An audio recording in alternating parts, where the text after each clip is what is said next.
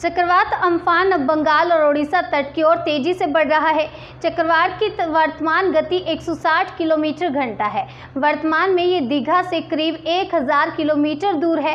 चक्रवाती तूफान अम्फान सोमवार शाम को सुपर साइक्लोन में बदल गया।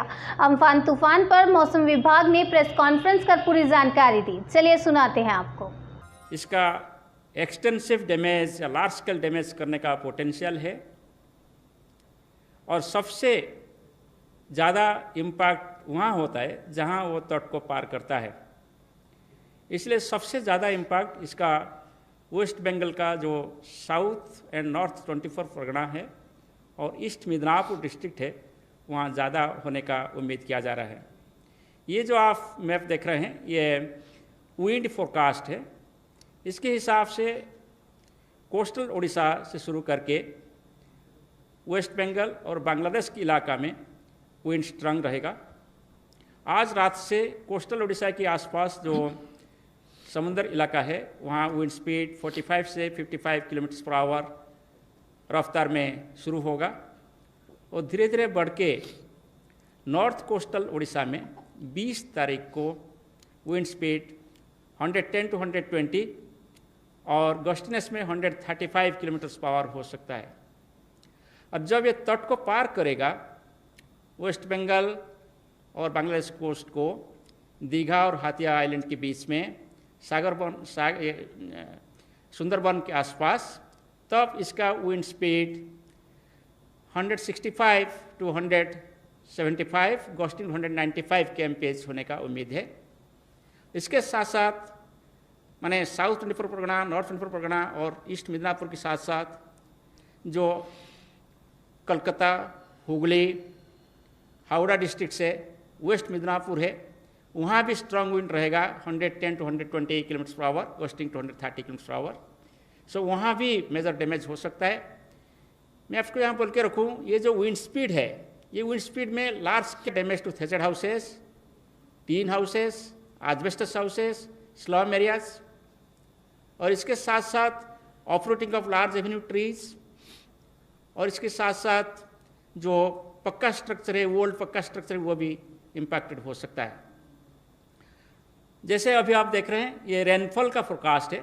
जो रेड कलर है वो दर्शाता है कि वो एक्सट्रीमली हैवी रेनफॉल जोन है। हमारा ये उम्मीद है कि वेस्ट बंगाल में स्पेशली कोस्टल डिस्ट्रिक्ट्स में heavy to extremely heavy rainfall होने का उम्मीद किया जा रहा है। यानी south and north 24 Parganas, west and east Midnapore and Hooghly, Calcutta, Howrah districts में हम heavy to extremely heavy rainfall उम्मीद कर रहे हैं 19 तारीख को और 20 तारीख को। कोस्टल उड़ीसा डिस्ट्रिक्ट्स में हम isolated heavy to very heavy rainfall भी एक्सपेक्ट कर रहे हैं। एक्सट्रीमली हैवी मीन्स 20 सेंटीमीटर से ज़्यादा, हैवी मीन्स 6 से 12 सेंटीमीटर और वेरी हैवी मीन्स 12 से 20 सेंटीमीटर का रेनफॉल 24 आवर्स में। और सबसे बड़ा जो खतरनाक होता है कोई साइक्लोन में वो होता है कि tidal wave. Next slide please. Next और नेक्स्ट। टाइडल वेव, ये जो एरिया है वेस्ट बंगाल का यानी मिदनापुर और साउथ एंड नॉर्थ 24 परगना, वो बहुत शैलो एरिया है। ऐसे ही वहाँ एस्ट्रोनॉमिकल टाइड बहुत अंदर तक आ जाता है। जब साइक्लोन आता है बहुत अंदर तक टाइडल वेव आ सकता है और टाइडल वेव बहुत ज़्यादा भी होता है। मैं आपको ये जानकारी दूं, समग्र विश्व में जितना टाइडल वेव रिकॉर्ड किया गया है इसमें सबसे ज़्यादा टाइडल वेव इस एरिया में रिकॉर्ड किया गया है साइक्लोन की वजह से, वो है 13 मीटर्स एबव एस्ट्रोनॉमिकल टाइड। इस साइक्लोन की वजह से जो टाइडल वेव होने वाला है, हमारा उम्मीद है कि साउथ एंड नॉर्थ 24 परगना में 4 से 6 मीटर यानी एक स्टोरी बिल्डिंग का आप 3 मीटर पकड़ें तो ये 2 स्टोरी बिल्डिंग का 6 मीटर होता है। सो 4 से 6 मीटर हाइट का एस्ट्रोनॉमिकल टाइड के ऊपर टाइडल वेव आने का उम्मीद हो रहा है। ऐसे ही मिदनापुर डिस्ट्रिक्ट्स में 3 to 4 मीटर टाइडल वेव आने का भी हम उम्मीद कर रहे हैं और ये टाइडल वेव आफ्टरनून से नाइट तक 20 तारीख को आने का उम्मीद किया जा रहा है। और ये जो टाइडल वेव होता है वो सलाइन वाटर होता है, इसलिए ड्रिंकिंग वाटर का स्कैरसिटी हो जाता है और इसके साथ साथ जो स्टैंडिंग क्रॉप्स है वो डैमेज्ड हो जाता है, और इसके साथ साथ जो हाउसेस है वो भी अफेक्टेड हो जाता है। सो टाइडल वेव से जो इनंडेशन होता है, इसके साथ साथ हेवी रेनफॉल की वजह से भी इनंडेशन कंबाइंड हो जाता है। सो साइक्लोन जब क्रॉस करते हैं 3 तरीके का हजार्ड होता है, इसलिए साइक्लोन को हम मल्टी हजार्ड बोलते हैं। सो जो एक्सपेक्टेड डैमेज है ये विंड के साथ आप देखेंगे, हम एक्सटेंसिव डैमेज टू कच्चा हाउसेस और ओल्ड बैडली मैनेज्ड पक्का स्ट्रक्चर्स को भी डैमेज हो सकता है। तो फ्लाइंग ऑब्जेक्ट्स आ जाती है स्पीड में, जैसे कोई सिटी एरिया में होर्डिंग्स होता है, वो होर्डिंग्स से आपको प्रोजेक्टाइल जैसे आकर आपको व्हीकल को डैमेज कर सकता है। इसके साथ साथ ऑपरूटिंग हो सकता है ट्रीज़ का, और टेलीफोन और इलेक्ट्रिक पोल्स भी ऑपरूटिंग, बेंडिंग वगैरह हो सकता है। रेल और रोड लिंक भी अफेक्टेड होता है, इसलिए इसका रेगुलेशन नहीं तो डाइवर्सन और सस्पेंशन जरूरी होता है। जो स्टैंडिंग क्रॉप्स होता है, प्लांटेशंस होता है, ऑर्चार्ड्स होता है, वो भी अफेक्टेड हो सकता है। और स्पेशली ये जो कोस्टल एरिया में पाम ट्रीज होता है, कोकोनट ट्रीज होता है, वो भी ब्लोइंग डाउन हो सकता है। बूसी ट्रीज लाइक मैंगो वो भी अपरूटिंग हो सकता है। और जो ये जो रिवर एरिया है वो ये डेल्टाइक एरिया है, बहुत सारे छोटा मोटा रिवर्स है वहाँ, क्योंकि वो गेंजेटिक डेल्टाइक एरिया है, Gangetic and Brahmaputra deltaic area है, इसलिए बहुत सारे बोट्स भी वहाँ चलता रहता है। तो जो बोट्स होता है, लार्ज बोट्स, शिप्स भी इसमें डैमेज हो सकता है।